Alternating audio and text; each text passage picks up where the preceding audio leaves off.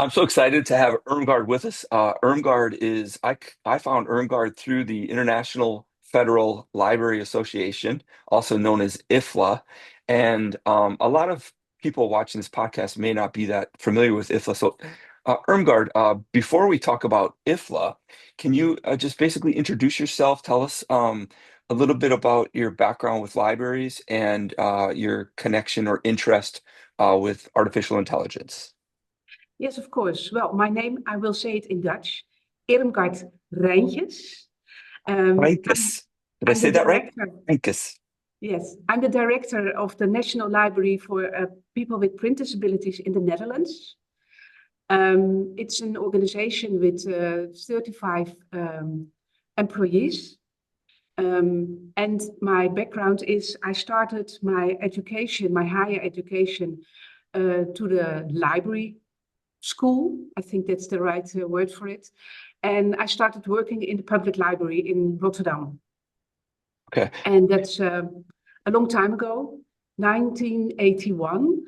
And I have a short career in the public library, working with the patrons. I love that, helping them. But there was a moment I more looked at a managerial function, and that's my career the last 20 years. I have not a doctor's title, but I did have my MBA, so I have a broad interest to look at. And now I'm the Okay. last 10 years of my career, I'm the director of the National Library in the Netherlands for print So in disability. the Netherlands, about how many patrons do you serve with print disabilities? We do have now 63,000. 63,000? Yes. Oh my gosh, I didn't know it was that many. Well, Wow. the target group should be around 300,000. So there is a way to go. Wow. That's incredible. I didn't guess it was that high. Wow. And so basically your services are to provide different reading materials in different formats to all those patrons. Yes, correct. You're in charge of all the how many 30 some employees that have to kind of serve those patrons that need those materials. Well, yes, we have different departments. We have a department especially for contact with our patrons, about Okay. 16 people. We have a development department, but we also have a department for marketing and communication, Okay. and Okay. a department for especially for to build the collection. Okay. Well, let's dive right into artificial intelligence. What is AI? What is the landscape right now with libraries in the Netherlands with artificial intelligence? Like, is it of interest? Is it popular? Or if you could kind of give us an overview of what it looks like. Well, I think in the Netherlands, the libraries struggling a little bit with AI. And that's because what's happening with the content and what's the copyright with the content and how can you use it and how can you be sure you have not fake information when you use AI. But of course, there are many positive sides in using AI. For example, for my kind of work, the books we have for our patrons, they listen to the books or they have Braille books. And to listen to books, we'll say that a person has to read it out loud, the book. So it's recorded, and then sometimes when you have a book of 400 pages, it can be 4 or 5 months before it's ready. Mhm. But when you use AI, you can imagine perhaps a day, an hour, I'm not Mhm. sure, but Yeah. it's much quicker. So that's the opportunities we see for AI in my line of work. Yeah, and so you're talking about the problem of access, and I'm the librarian at Missouri School for the Blind. I don't know if I told you that, but so many of our students have problems getting access, just getting connected with reading, Yes. whatever their format need is. And so the challenges of physical access, like physically getting somewhere, um, I live in the state of Missouri, and every state in the United States has I think every state does, has a library that's dedicated for the patrons in the whole state that have a print disability. Now, I'm not sure if I think our library in Missouri is called Wolfner, and they cater to people with visual problems. So I don't know if there's other libraries for different types of disabilities, but basically, we provide the same kind of materials I think that you guys do, and but access is a big problem. So the instant connection to be able to read and get the information, whether it's in a book or even online or any kind of digital information, that's a big promise of AI, is the speed and the Yes. broader potential of what people could have access to. Um, what about do you guys face any kind of restrictions? Like, is any AI tools or blocked or um, prohibitive because of language barrier? As so is English isn't a formally adopted language in the Netherlands, is it, or is it? I don't know. Well, you mean a lot of people in the Netherlands can speak English, are familiar with English. Well, we have, we are, how do I say that? We get government money. We're very happy we get government money. And it's through our national library. They give us grants. So that's Grant, our yep. support, that's our income, plus the income from our patrons who pay for their subscription. So we are restricted in doing some things because the National Library is our boss, so to Yep. say, Yep. and they have rules, and so we have to be careful what we can do and what we can't. hmm Just a question on the side. Do you know the Talking Library in Seattle? I mean, I don't personally know them, but we have in every state. So that would be Yes, the state of Washington, Seattle, is in Washington. So yes. I think every state has most of them, I think, or if not all of them, call them talking book, braille, and book library. Um, and The yeah, reason the reason I ask this is because Danielle Miller, she is the head of the library there, and she's the next chair from the LPD. So oh, perhaps you okay. also can contact her if you like. Yeah, yeah. Okay.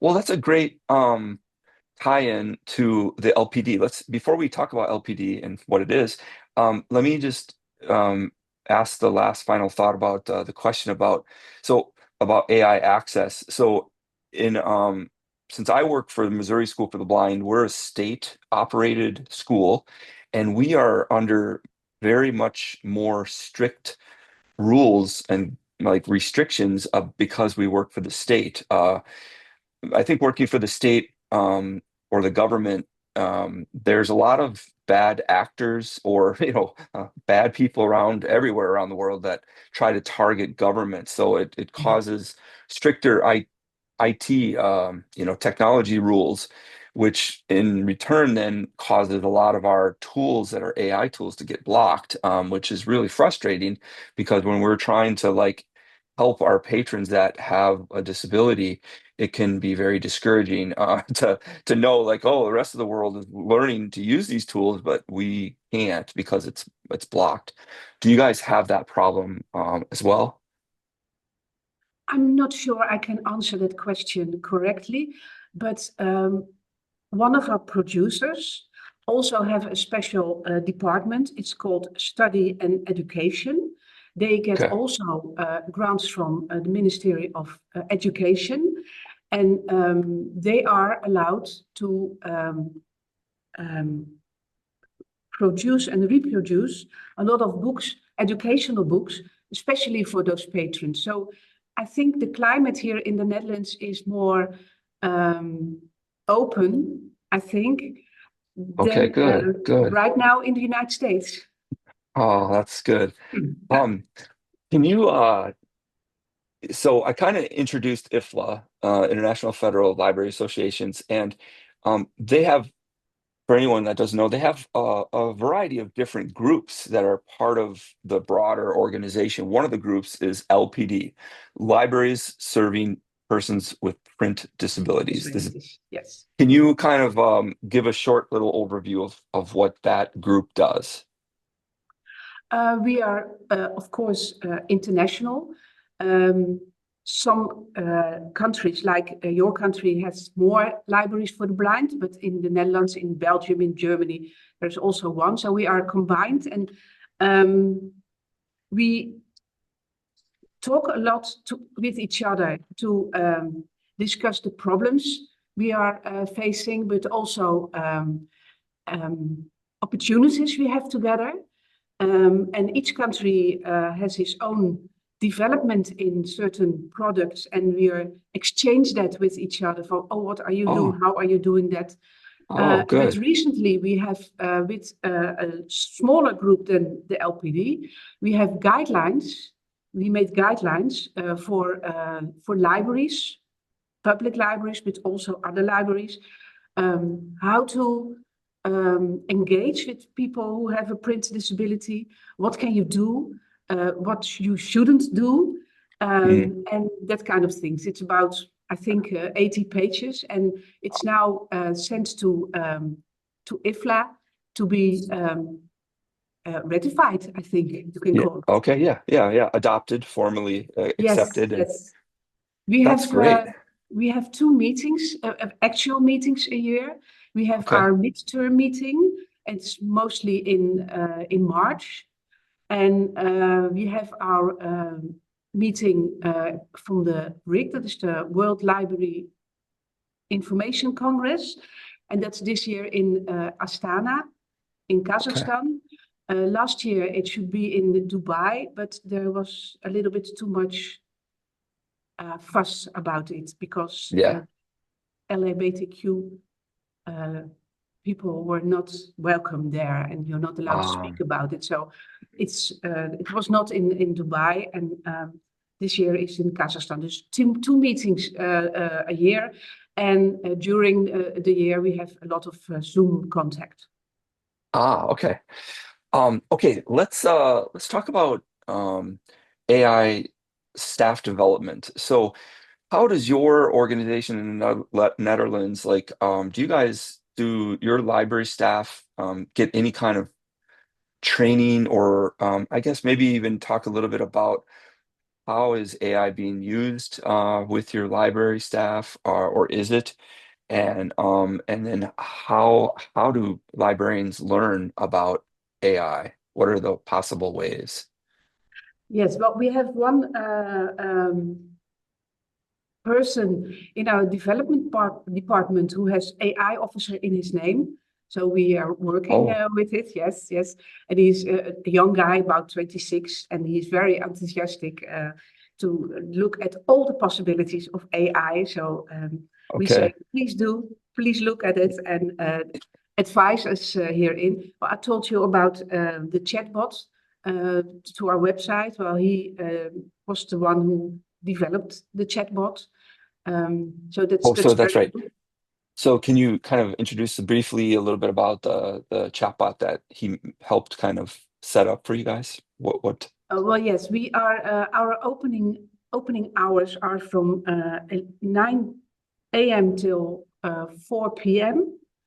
And after after closing hours, you can use the chatbot if you want to know something. Oh, And okay. when we have enough staff in our contact center, um, we can have a live chat with a patron if necessary. But when people Yes, want to yes. know a quick answer, you can use the chatbot. Okay, so I get it now. So what I mean, chatbots have been around for many, many years, and libraries often would have them, or any organization, you go to their website, you can, chat with, a representative that you knew was a computer or whatever. But what makes what you just described different is that I'm sure that the gentleman you were talking about has customized the chatbot with specific data that relates to your patrons and your library and everything. So it's a different than what chatbots were before because of generative AI. So um, how does let's talk about the staff development side of it. Like, do any of your in and maybe not just in your library organization, but in libraries throughout the Netherlands, is AI a topic that librarians are like wanting to learn about? Is training are they getting training provided, or how do they learn? And because it just moves so fast, a lot of people are like trying to keep up with what's going on. Yes, you can see in the what some organizations offer are training for AI. So you Okay. see, well, every day you get an email with, well, you can do this, you couldn't do that. Well, you know what I mean. So it's very in the picture. But what I told you earlier, it's yeah, we are a little bit afraid about what's happening with the content when you use a piece of text from you don't know who, but and where Right. is it going and where is the storage of the content. So that's we are a little bit how do you say that? Um, we are holding a Apprehensive. little bit back. Do you know what I Yeah, mean? yeah, yeah. Holding Yeah, it back, apprehensive. Um, yeah, yes. But we're very curious about it. yeah. See, it's interesting. I think most people, but in particular, librarians are. Um, there's such a wide range of emotions regarding AI. A lot of people are upset about copyright infringement. Like librarians hold copyright like close to their heart. It's important and to know that these models, kind of stole data to get trained on, and that causes a lot of emotion for librarians. And then there's a lot of ethical concerns too, like the impact on the environment with all the data centers and um, just like you said, the misinformation. I mean, as AI gets better, you cannot tell what's real versus fake. The time is coming soon when everything that we read, we won't be able to know if it's AI or if it's human generated. Same with Yes. like video, audio, almost everything. So it's causing like some anxiety for a lot of people, and that's part of the concern that I have is from libraries' perspective is that our patrons, especially our younger ones, they're now entering the world where only thing they're going to know is artificial intelligence, and you know they're in order to be like ready for the world in the world of work or in their personal lives or whatever, they're going to need some help and guidance, and it's kind of putting librarians to me at a good opportunity to be like kind of step up to help serve those people that really need it and want to learn about it, and ease the people into it that are afraid. But the question is like, how are people feeling? How are librarians feeling? And what are some ideas that we can do to try to help inspire them to like step up and get involved? I Um, think we have, as a librarian, we have to keep up with our reputation that we are great in providing real news, not not misinterpreted. I yes, think yeah, I always questioned when my son was younger and he had to make something for school. He Googled something and said, "Oh, that's what." I said, "You always have to question the first thing you see." right, right. Yes. See, So, and as a librarian, we have a reputation that we are good in what we do, and mhm. we make sure that what we see and what we give to our patrons, it's the right information. Yeah, yeah. I mean, you said that so perfectly. A lot of what comes to my mind is critical thinking, trying to and trying to teach and help people think critically about what information they're getting. I think we're going to be moving to a time when we like I said, we won't really be able to know if what we're reading or what we're watching or listening to, we're not going to know if it's made by a human or a person. And that's why I think that there's a popular topic of learning how to think critically, be critical of what information you're getting to to see if it's reliable information. And one of the ways that librarians can do that, I think, is to then check sources and verify, confirm Yeah. that what information you're getting is accurate, whether or not it was made by AI or with AI. Isn't maybe as important as learning how to make sure the information you're getting is accurate. Trying to think of what kind of tools are popular right now in the Netherlands, like that you know of? Like, are there certain tools? I mean, ChatGPT is a lot of people think of AI, they think of ChatGPT because it's the most popular AI tool, but there's many other tools. Are there any tools that you know of that are popular in the Netherlands right now with AI?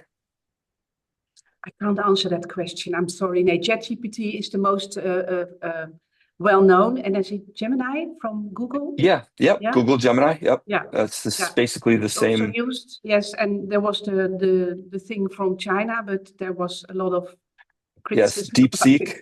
Yes, yeah. Yeah, yeah. China has, I mean, this is part of the reason that the United States is um, making such a big deal out of AI is because there's a lot of AI experts around the world are convinced that whatever country leads in AI, it's going to lead the world in everything. So the United States is very worried that China is because China is very committed to at a national level.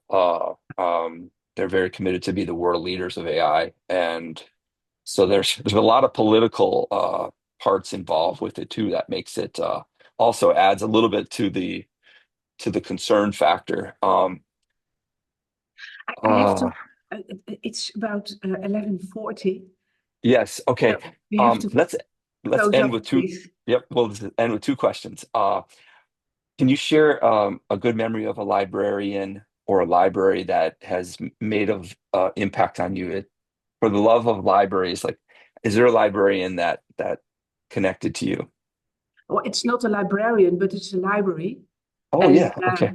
it's in Washington, D.C., the Library of Congress. Yes. And when I started my education as a librarian, I always thought, well, that must be some kind of Walhalla, a library, Oh, what?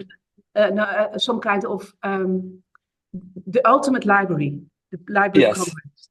And Yes. last year in August, instead of going to Dubai, we were invited to the Library of Congress Oh, okay. in Washington D.C. So I saw it with my own eyes, and I was so deeply moved and so under. Well, I think it was great. It was great, and it made quite an impression on me. Oh, that's so Yeah. good to hear. All right, and last thing, how could people learn more about the LPD group with IFLA, and how can they connect with you if they wanted to ask you a question, or do you have a website or Yes.